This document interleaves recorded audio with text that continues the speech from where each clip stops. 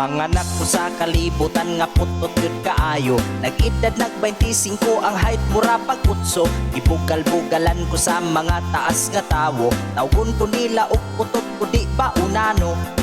Ngano kahang akong mama ug papa puwerte mang tag-asa. Akong mga igsuon ang height pang basketballista. Ako ra ang bubo ngano kahang wala katubo. Nagsigi og kaon pero edad ray ni dako.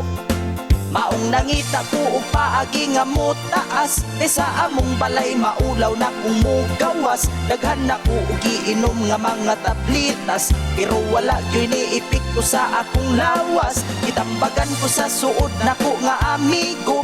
Inigabag ang tuig puno ilukso-lukso. Mao puno na ang palihi sa mga pandak. Inig ka alas 12 mo ambak-ambak.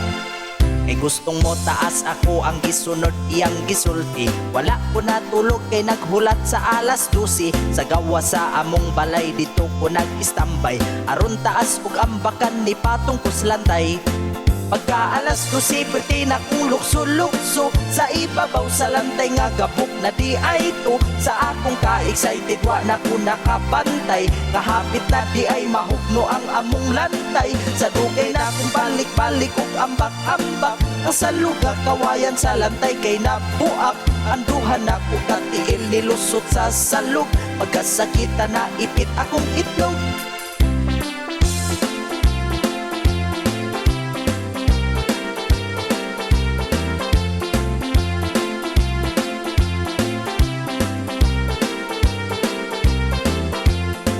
Pagka alas 12 perti na kong lukso-lukso. Sa ibabaw sa lantay nga gabok na di ay to. Sa akong ka-excited wa na ko nakapantay. Kahapit na di ay mahugno ang among lantay.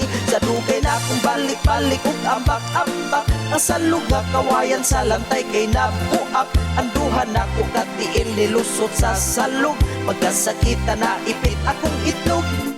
Pagkasakita na ipit akong itlog. May lang unta o pili ni mabi. Nog